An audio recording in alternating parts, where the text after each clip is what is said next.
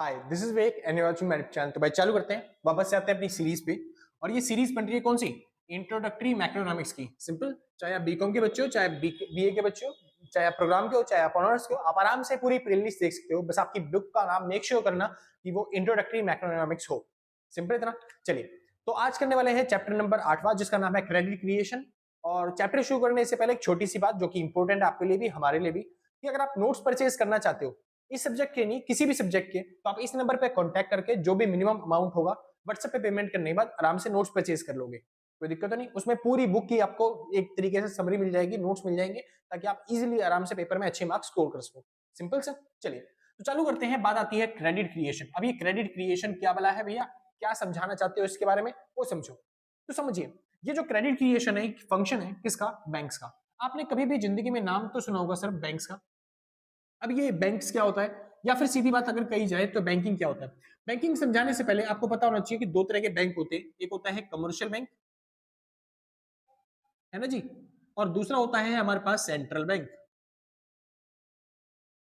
अब ये commercial bank क्या है और ये सेंट्रल बैंक क्या है? कमर्शियल बैंक वो सारे बैंक होते हैं जिनका मोटिव होता है प्रॉफिट कमाना। एक ऐसे बैंक जिनका मोटिव क्या है? प्रॉफिट मेकिंग, यानी प्रॉफिट कमाना। उन बैंकों को हम क्या बोलते हैं? Commercial banks. ठीक है। और वो बैंक जो सोशल वेलफेयर के लिए बनते हैं, जो सोशल वेलफेयर के लिए बनाए जाते हैं, उन्हें क्या बोलते हैं हम? Central bank. भैया एग्जांपल दो, एग्जांपल समझ में आता है हमें। जैसे कि फॉर एग्जांपल, नाम सुना है आपने एसबीआई बैंक का? एसबीआई बैंक किसके लिए काम करता है? प्रॉफिट कमाने के लिए, पैसा कमाने के लिए। तो वो क्या है? Commercial bank. जैसे आपने नाम सुना एचडीएफसी का, सॉरी आपने नाम, गंदी हालत पड़ गई भाई, एचडीएफसी का। तो आपने नाम सुना होगा एचडीएफसी का। एचडीएफसी क्या है? प्राइवेट बैंक है, कमर्शियल बैंक है, क्योंकि उसका मोटिव भी क्या है? प्रॉफिट कमाना। एक्सिस बैंक हो गया या फिर पंजाब नेशनल बैंक हो गया, ये सारे बैंक क्या है? Commercial bank. इन सबका मोटिव क्या है? पैसे कमाना, प्रॉफिट कमाना।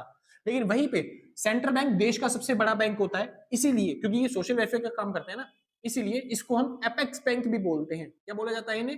Apex bank. एपेक्स बैंक का मतलब होता है देश का सबसे बड़ा बैंक। क्या बोलते हैं इसे? Apex bank.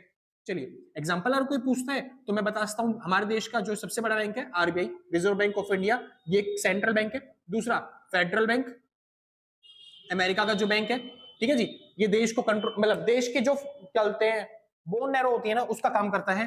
या फिर आप कह सकते हो देश में सबसे जो इंपॉर्टेंट रोल होता है बैंकिंग सिस्टम के अंदर, वो रोल प्ले करने का काम किसका होता है? एक सेंट्रल बैंक का होता है। इतना समझ में आ गया? सेंट्रल बैंक के बारे में फिर कभी पढ़ेंगे, आज नहीं पढ़ने वाले। आज पढ़ने वाले हम कमर्शियल बैंक्स के बारे में। कमर्शियल बैंक्स क्या होते हैं समझिए। तो जब भी आपसे क्रेडिट क्रिएशन के बारे में पूछे तो सबसे पहले आपको आंसर में क्रेडिट क्रिएशन की जगह कमर्शियल बैंक्स के बारे में बताना है। किसके बारे में बताना है सर आपको? कमर्शियल बैंक्स के बारे में, कि कमर्शियल बैंक्स आखिर होते क्या है। जैसे ही आप कमर्शियल बैंक्स के बारे में बताना चालू करोगे, सबसे पहले डेफिनेशन लिख देना। क्या होती है definition? It is a financial institution.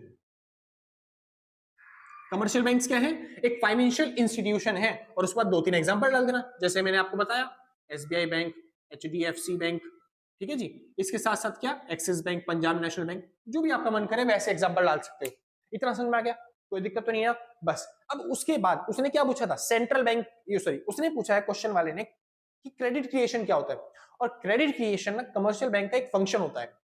Central bank के बारे में नहीं बता रहा मैं बताने जा रहा हूं कमर्शियल बैंक के बारे में। कमर्शियल बैंक का ही एक फंक्शन है, एक काम है क्रेडिट क्रिएशन करना। अब वो फंक्शन क्या है, वो फंक्शन बताने से पहले आप थोड़ा सा बताओ कि फंक्शन और कौन कौन से फंक्शन है जो कि कमर्शियल बैंक रोल प्ले करता है, जिनके काम क्या क्या है कमर्शियल बैंक के। तो कमर्शियल बैंक का सबसे पहला जो फंक्शन आता है वो कौन सा फंक्शन है? सबसे पहला फंक्शन है इशुइंग, सॉरी, एक्सेप्टिंग डिपॉजिट्स। कि जो कमर्शियल बैंक होते हैं इनका सबसे बड़ा मेन क्या रोल होता है कि ये पैसे जो डिपॉजिट्स करते हैं पब्लिक लोग, वो एक्सेप्ट करते हैं। कमर्शियल बैंक्स, कमर्शियल बैंक क्या करते हैं? पब्लिक के पास जितना भी पैसा होता है वो पैसा एक्सेप्ट करते हैं, यानी वो पैसा जमा करते हैं। जैसे आपके पास जितने भी पैसे वो कहां पे रखते हो? आप बैंकों में जाके रखते हो। तो सबसे बड़ा मेन फंक्शन जो है वो कमर्शियल बैंक का वो क्या है? एक्सेप्टिंग डिपॉजिट, यानी पब्लिक के जितने भी डिपॉजिट है, जमाए हैं, उनको स्वीकार करने का काम कौन करता है? Commercial bank. दूसरा जो मेन बड़ा फंक्शन है वो क्या है? Providing loans. कि कमर्शियल बैंक जो है वो क्या है, लोन प्रोवाइड करता है किसको, जिसको भी जरूरत होती है, इंडस्ट्री वालों को, पब्लिक को, house loan, finance loan, education loan, बहुत सारे लोन्स की जरूरत होती है। तो लोन्स प्रोवाइड करने का काम भी कौन करता है, कमर्शियल बैंक करता है। सिंपल चीज। चलिए इतना सब समझाने के बाद अब आपको सबसे मेन टॉपिक समझाना है जो उसने क्वेश्चन वाले ने पूछा, क्या, क्रेडिट क्रिएशन। कि क्रेडिट क्रिएशन क्या होता है। अब मैं भी आपको बताना चाहूंगा कि क्रेडिट क्रिएशन का मतलब क्या होता है। सबसे मेन रोल जो होता है कमर्शियल बैंक का, जिसके बारे में ज्यादातर लोग नहीं जानते, वो क्रेडिट क्रिएशन होता है।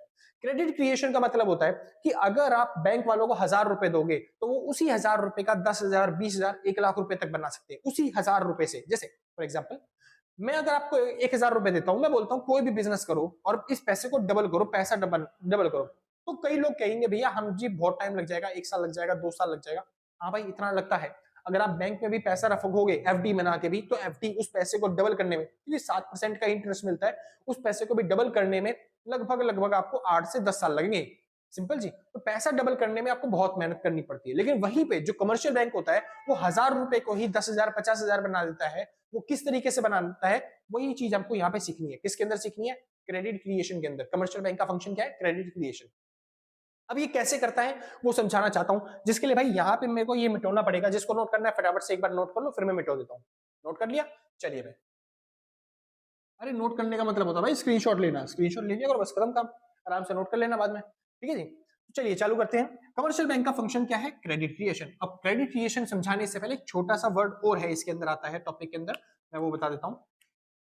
छोटा सा टॉपिक क्या है वो, जैसे कभी भी आप अगर बैंक में पैसे जमा करवाने गए हो, आपने देखा होगा, नोट किया होगा कि जैसे फॉर एग्जांपल आपने बैंक में 1000 रुपए जमा करवाए। आपने बैंक में कितने रुपए जमा करवाने के लिए गए आप, 1000 रुपए। तो क्या बैंक वाले जो 1000 रुपए आपके जमा करते हैं, जमा करने के बाद क्या सारा पैसा जेब में रख के बैठ जाते हैं, खुश होते हैं, ओ वाह मेरे पास तो 1000 रुपए आ गए, बहुत सारा पैसा आ गया हमारे पास। नहीं जी, ऐसा बिल्कुल भी नहीं होता। बैंक वाले ना 1000 रुपए जो हमसे लेते हैं, उस पैसे का क्या करते हैं, फिर वो जेब में रख के बैठते हैं, नहीं, वो क्या करते हैं, वो आगे लोन दे देते हैं लोगों को, तभी तो कमा पाएंगे ना वो। हाँ जी। तो बैंक वाले इस 1000 रुपए को क्या कर देते हैं, आगे पब्लिक को लोन दे देते हैं। सिंपल। अब यहीं पे एक दिक्कत वाली बात आती है कि भैया अगर हमने 1000 रुपए बैंक में जमा करे और बैंक वालों ने उस पैसे को लोन दे दिया, और मान लो हमको जरूरत पड़ गई पैसों की, तो बैंक वाले कहां से लाके देंगे पैसे हमको। इसी चीज के लिए, इसी सिनेरियो के लिए बैंक वाले क्या करते हैं, क्या पूरा पैसा लोन पे देते हैं, नहीं। बैंक वाले उनमें से केवल थोड़ा पैसा लोन पे देते हैं, या फिर 900 रुपए तक लोन पे दे देते हैं, बाकी 100 रुपए अपने पास रखते हैं। 100 रुपए अपने पास रखते हैं कि किसी को अगर जरूरत पड़ गई तो वो बैंक में से आके निकाल सकता है। कोई दिक्कत तो नहीं, इतना समझ में आ गया, बढ़िया। जो पैसा बैंक वाले अपने पास रखते हैं रिजर्व की फॉर्म में पब्लिक को देने के लिए वापस, उसी को हम बोलते हैं रिजर्व रेशो। क्या बोलते हैं, रिजर्व रेशो। तो रिजर्व रेशो क्या होता है, ये डिपॉजिट्स का ही एक पार्ट है जिसको बैंक वालों ने अपने पास रिजर्व करा, यानी कि इस अमाउंट को बैंक वालों ने लोन की फॉर्म में, लोन की फॉर्म में पब्लिक को नहीं दिया, इसको अपने पास रिजर्व रखा। वो एक कहीं पे डाउट पूछ रहा है पीछे वाला बच्चा, भैया ये बताओ, अगर अगर मेरे को पैसे की जरूरत पड़ गई और 100 रुपए की नहीं, मेरे को 500 रुपए की जरूरत पड़ गई, तो बैंक वाले कहां से देंगे। सुनिए मेरे लाल, मेरे बच्चे सुनो। क्या बैंक के पास इकलौते आप ही कस्टमर हो, नहीं जी, बैंक के पास करोड़ों कस्टमर है। हाँ जी। तो बैंक में क्या 1000 ही रुपए जमा होते हैं, केवल आपके रुपए जमा होते हैं, नहीं जी, बैंक में हजारों करोड़ों रुपए जमा होते हैं, क्योंकि करोड़ों कस्टमर है। तो बैंक में हजारों करोड़ों रुपए जमा होते हैं डेली बेसिस पे।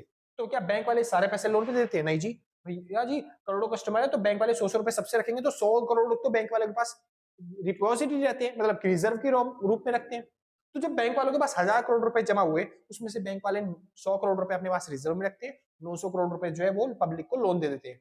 वो कह रहा है भैया अब मेरे क्वेश्चन का सवाल नहीं दिया आपने, किसी ने 1000 रुपए में से 500 रुपए मांग लिए, तो सुनिए जब बैंक वालों के पास 100 करोड़ रुपए पड़े हुए हैं, तो उसमें से 500 रुपए देने में क्या दिक्कत जा रही है। हाँ, जैसे आप कह रहे हो कि कोई 100 की जगह 500 रुपए मांग ले तो उसको कैसे देंगे, तो कुछ ऐसे बंदे भी होते हैं जो 100 की जगह 0 रुपए मांगते हैं, तो उनका पैसा उठा के उनको प्रोवाइड कर दिया जाता है। समझे जी। तो इस तरीके से बैंकिंग सिस्टम चलता है। मेन अपने टॉपिक पे वापस आते हैं, मुद्दे पे। हमें समझना है क्रेडिट क्रिएशन कैसे करते हैं, 1000 का 10,000 कैसे बनाते हैं। सिंपल, चलिए समझते हैं। जैसे फॉर एग्जांपल मैं आपको टेबल से समझाना चाहूंगा, और आपको एग्जाम में भी यही टेबल बना के आनी है। हाँ, हो सकता है कि कई बार क्वेश्चन में आपको अमाउंट अलग अलग दे दिया जाए, लेकिन आपको टेबल ऐसी ही बना के आनी है। चलिए, तो क्वेश्चन आपको करना है क्रेडिट क्रिएशन का। क्रेडिट क्रिएशन के लिए आपको दो चीजें जरूरी हैं। वो दो चीजें क्वेश्चन वाले दे तो ठीक है, नहीं दे तो आपको एज्यूम कर लेनी है वो दो चीजें। क्या, सबसे पहली चीज जो क्वेश्चन वाला आपको देगा वो क्या है, इनिशियल डिपॉजिट, और दूसरी चीज रिजर्व रेशो। ये दो चीजें वो आपको देगा। अब देखिए इससे क्या होता है, यहां पे सबसे पहले आपको लिखना है इनिशियल, या फिर आप सिंपल सा डिपॉजिट लिखते हो, उसके बाद रिजर्व रेशो, और लास्ट में रिजर्व, ठीक है, लास्ट में लोन। अब समझिए ये दो चीजें क्वेश्चन वाला आपको देगा। अगर मान लो कोई अमाउंट दे रखा है तो ठीक है, नहीं दे रखा तो आप खुद एज्यूम कर लेना। मैं एज्यूम कर लेता हूं, यहाँ पे मान लेते हैं रिजर्व इनिशियल डिपॉजिट हमारा 1000 रुपए, किसी ने बैंक में 1000 रुपए जमा करवाए, रिजर्व रेशो हमारा 10% है, ठीक है। कई बार 10% दे और कई बार 10% नहीं देता, 1/10 दे देता है, तो कुछ नहीं करना होता, इसको परसेंटेज में चेंज कर लो। इसको परसेंटेज में कैसे चेंज करते हैं, मल्टीप्लाई 100 करते हैं, 0 से 0 कट जाएगा, 10% आ जाएगा। समझे जी, कोई दिक्कत तो नहीं ना, बढ़िया, बेस्ट। चालू करते हैं। तो अब बात क्या आती है, बात आती है डिपॉजिट। देखो इनिशियल डिपॉजिट बैंक में मान लेते हैं किसी लाला जी ने 1000 रुपए बैंक में जमा करवाए, मान लो कोई लाला जी हैं, उन्होंने बैंक में 1000 रुपए जमा करवाए। अब बैंक वाले सारा पैसा तो लोन पे देंगे नहीं, बैंक वाले कुछ पैसा अपने पास रिजर्व में रखेंगे। कितना पैसा, 10%। क्वेश्चन वाला क्या कह रहा है, 10% बैंक वाले पैसा अपने पास क्या रखते हैं, रिजर्व में रखते हैं।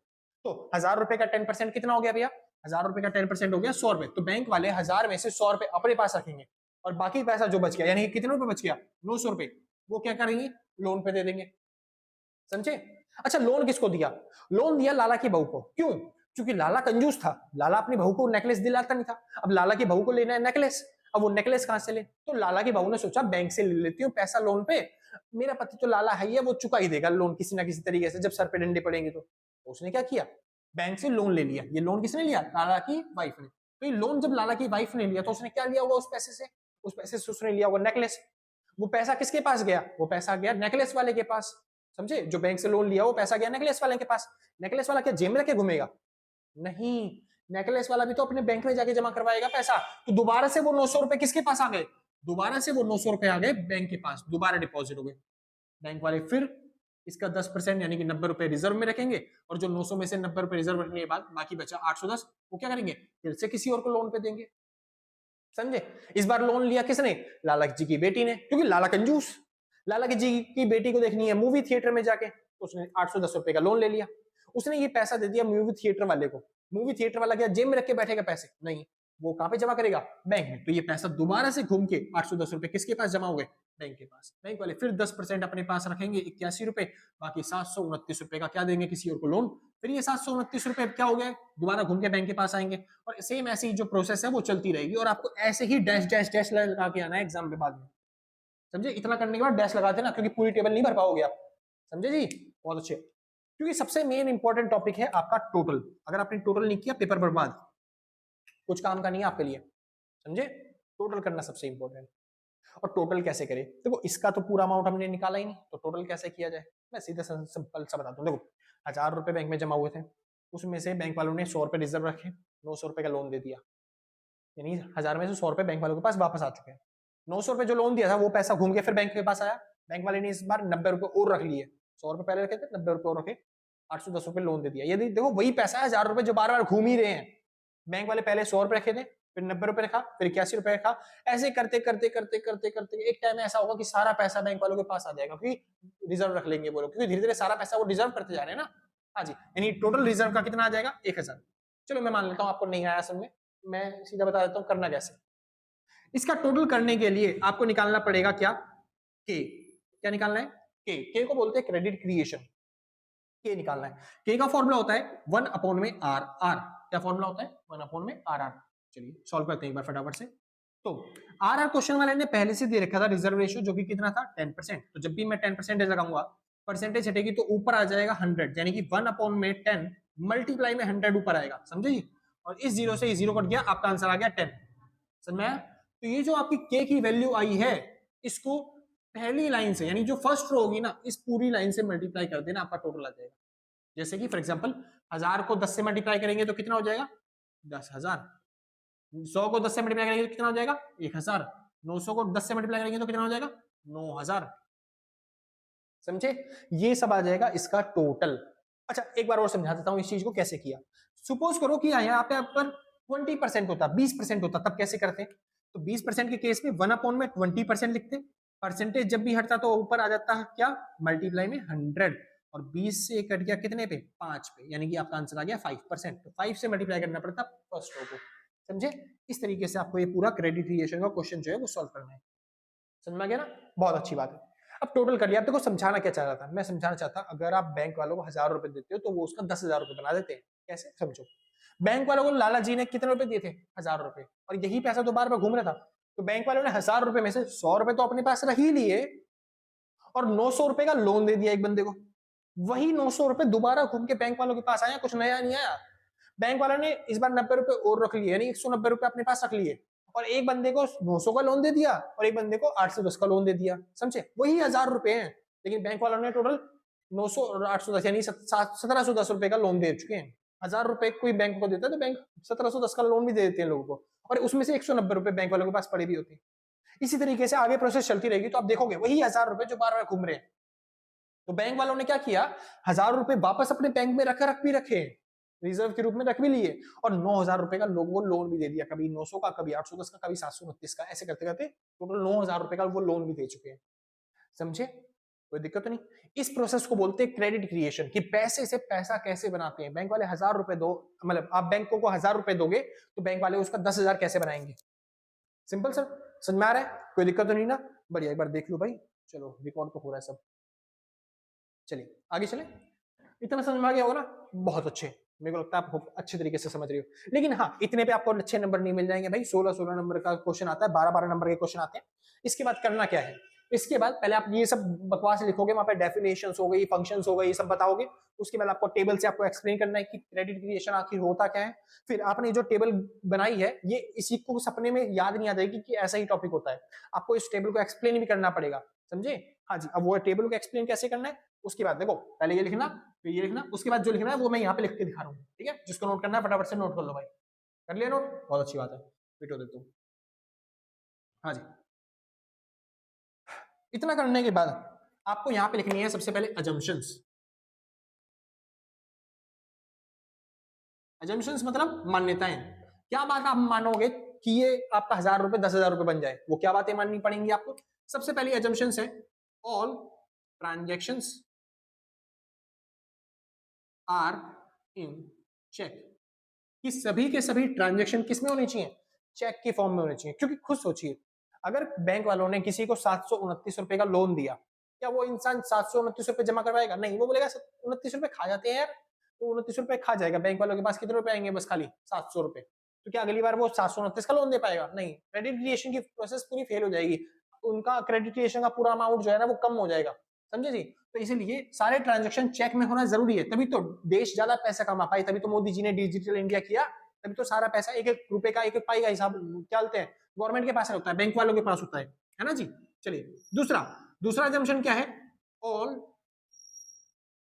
ब्रांचेस, या फिर आप कह सकते हो all banks are inter connected. सभी बैंक क्या होंगे, इंटरकनेक्टेड, यानी सभी बैंक एक दूसरे से कनेक्ट होंगे। क्योंकि क्या हो सकता है कि जैसे किसी बंदे ने 810 का लोन लिया, तो वो जरूरी थोड़ा ना कि उसी बैंक में जाके जमा करेगा, किसी और बैंक में जाके जमा कर देगा। तो उस बैंक के तो क्रेडिट क्रिएशन की प्रोसेस यहीं पे रुक गई, आगे वो दोबारा पैसा आया नहीं उसके पास, तो वो लोन पे भी नहीं दे पाएगा, समझे? तो अगर सारे बैंक एक तरीके से कनेक्ट होंगे तो किसी भी बैंक में जाके वो पैसा जमा करेगा, सारा पैसा आएगा उसी मेन ब्रांच के पास। सिंपल, वो आराम से क्रेडिट क्रिएशन की प्रोसेस को बढ़ा पाएगा, समझे जी? तो इसी तरीके से सारे बैंक्स क्या होने चाहिए, कनेक्टेड, तभी ये प्रोसेस होती है। तभी तो बैंक वाले क्या करते हैं, ज्यादा से ज्यादा ब्रांचेस खोलते हैं, ताकि उनके पास क्रेडिट क्रिएशन अच्छे तरीके से हो पाए। सिंपल सा। चलिए उसके बाद लास्ट स्टेप जो आपको करना है, और आपका पूरा चैप्टर खत्म हो जाएगा, वो टॉपिक खत्म हो जाएगा, वो है आपका स्टेप्स। स्टेप्स जितने भी आपको लग रहा है कि अब मैंने कम लिखा है, तो आपको स्टेप्स लिखने हैं, बढ़ा के जितने ज्यादा लिख सकते हो उतने ज्यादा, ताकि आपके नंबर अच्छे मिले। ये है पहला स्टेप, ये है दूसरा स्टेप, ये है तीसरा स्टेप, ऐसे स्टेप बनाते जाना। जैसे कि आप बोलोगे according to the table, the first step, if the bank deposits are 1000, then bank have to, या फिर लिखी दो भाई, आप लिख दो अकॉर्डिंग टू द क्वेश्चन वाला, if the deposits is 1000 and reserve ratio is 10%, then a bank can provide loan up to 900 and create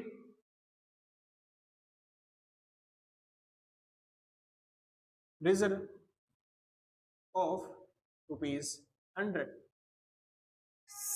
same ऐसे ही आपको स्टेप 2 लिखना है कि अकॉर्डिंग टू द स्टेप 2 कि अगर हमारे पास 800 मतलब 900 रुपए जमा होते हैं बैंक वाले और 10% रिजर्व रेशियो के हिसाब से बैंक कहां तक का 810 रुपए तक का लोन दे सकता है और 90 रुपए अपने पास रिजर्व में रख सकता है। सेम ऐसे ही स्टेप 3 810 वाली लाइन, फिर ऐसे ही स्टेप 4 ऐसी वाली लाइन, समझे जी। और लास्ट में आप ये जो टॉपिक मैंने समझाया था टोटल कैसे निकाला वो आप टॉपिक यहाँ पे समझा दोगे टोटल कैसे निकाला, समझे जी। और ये मोस्ट इंपॉर्टेंट क्वेश्चन है आपके एग्जाम में पक्का पक्का पक्का आता है और यही एक लौता क्वेश्चन है इस पूरे चैप्टर के अंदर जो आपके एग्जाम्स में आएगा और आपको ऐसे ही करके आना पड़ेगा, समझे जी। तो अच्छे तरीके से प्रिपेयर कर लेना भाई।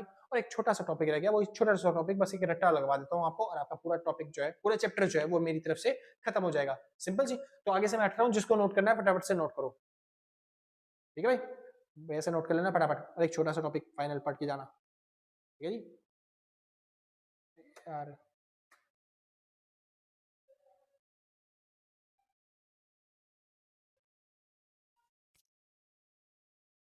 हाँ भाई श्योर है, चलिए भाई। तो टॉपिक का नाम आता है मनी मल्टीप्लायर। अब ये मनी मल्टीप्लायर क्या चीज है, मैंने आपको बताया क्रेडिट क्रिएशन। क्रेडिट क्रिएशन में मैंने अभी भी ताजा ताजा गरम गरम हैंडसम से एक टॉपिक समझाया के का मतलब क्या होता है 1 में आर आर, समझाया ना। बस इसी पॉइंट को बोलते हैं मनी मल्टीप्लायर, इसी पॉइंट को क्या बोलते हैं, के को क्या बोलते हैं मनी मल्टीप्लायर। अब ये मनी मल्टीप्लायर क्या है, मनी मल्टीप्लायर ये शो करता है कि हमारी इकोनॉमी में जितना भी पैसा है वो कितना पैसा है, मतलब हमारी इकोनॉमी में हम कितना पैसा बैंकिंग सिस्टम से क्रिएट कर सकते हैं, बस उसको दिखाता है कौन, मनी मल्टीप्लायर। सिंपल भाई, बाहर से नॉइस आ रहा तो उसके लिए माफी चाहूंगा, ठीक है। मनी मल्टीप्लायर क्या करता है, मनी मल्टीप्लायर बस आपको ये दिखाता है कि हम अपनी मनी में बैंकिंग सिस्टम की हेल्प से कितना पैसा क्रिएट कर सकते हैं। तो बस मनी मल्टीप्लायर की डेफिनेशन क्या है, it is a amount of money which generated by the banking system of economy with each amount of reserve. जितना भी हमारे पास रिजर्व है बैंकिंग सिस्टम के पास उससे हम कितना पैसा क्रिएट कर सकते हैं उसको कौन दिखाएगा, मनी मल्टीप्लायर। सिंपल। चलिए अब हमारे पास जितना भी पैसा है उसका एक नाम होता है कि हम कितना पैसा लेंगे मनी मल्टीप्लायर में कैलकुलेट करने के लिए। तो जो हम पैसा कैलकुलेट करने के लिए मल्टीप्लायर को लेते हैं उसको बोलते हैं हम हाई पावर्ड मनी या फिर आप कह सकते हो मॉनेटरी बेस। सिंपल। अब ये हाई पावर्ड मनी का मतलब क्या होता है, हाई पावर्ड मनी का मतलब होता है सी प्लस में आर। ये जो सी है, सी का मतलब होता है कैश और आर का मतलब होता है रिजर्व। तो जितना भी लोगों के पास कैश है और जितना भी बैंकों में रिजर्व पड़ा है बस उसको जोड़ दो, आपको पता चल जाएगा हाई पावर्ड मनी क्या है। हाई पावर्ड मनी मतलब जिसको गवर्नमेंट ने ऑथराइज कर रखा है कि आप लेन देन कर सकते हो इससे, जैसे कैश कॉइन से ये सब। चलिए वही पे मनी मॉनेटरी बेस का मतलब क्या होता है, सेम वही चीज, कैश, सी का मतलब क्या है कैश और दूसरा डीडी। डीडी मतलब क्या होता है डिमांड डिपॉजिट। ये सब पहले ही बता चुका हूं मैं सर आपको। हाँ जी, डिमांड डिपॉजिट मतलब जितना भी पैसा बैंकों में जमा है। रिजर्व का सेम बात, समझ में आ गया भाई। हाँ जी, यहाँ पे खत्म होता है आपका पूरा पूरा चैप्टर। बहुत इंपॉर्टेंट चैप्टर था, इससे पहले वाला जो टॉपिक करवाया पक्का एग्जाम में आएगा 12 से 16 नंबर तक का, ठीक है। तो अच्छे तरीके से अपनी प्रैक्टिस करना, अलग अलग क्वेश्चंस के साथ प्रैक्टिस करना ज्यादा बेटर रहेगा। और यहाँ पे खत्म होती है आपकी वीडियो। हो सकता है थोड़ी क्वालिटी आपको कम लगे भाई, थोड़ा दिनों बाद बन रही है आपकी वीडियो तो इसलिए हो सकता है क्वालिटी आपको थोड़ी मैनेज करनी पड़े। गाँव से तो काला वाला हो गया थोड़ा, ठीक है, बाकी मैनेज कर लोगे आप। तो अगर आपको वीडियो अच्छी लगी हो तो लाइक शेयर सब्सक्राइब करके पक्का जाना। और अगर आपने पहले से कर रखा है तो सच बता रहा हूँ भाई साहब, दिल से कलेजों से गुर्दों से फेफड़ों से शरीर के अंग अंग से थैंक यू आपको, ठीक है जी। तो बस अगर किसी को नोट्स परचेज करने हैं तो इसी नंबर पे कांटेक्ट करके नोट्स परचेज कर लेना। ज्यादा महंगा अमाउंट होता नहीं, 150 से 200 के बीच में से होगा। हो सकता है आप कांटेक्ट करो तो उस टाइम पे ऑफर चल रहे हो तो आपको सस्ते में मिल सकता है। एक बार कांटेक्ट करके पक्का कोशिश करना, मतलब परचेज करने की, ठीक है जी। और बस आज के लिए बस इतना ही, मिलते हैं कल सेम टाइम सेम दिन और टाटा बाय बाय, ठीक है जी। नोट कर लो फटाफट जिसको नोट करना है, ठीक है जी, बाय बाय।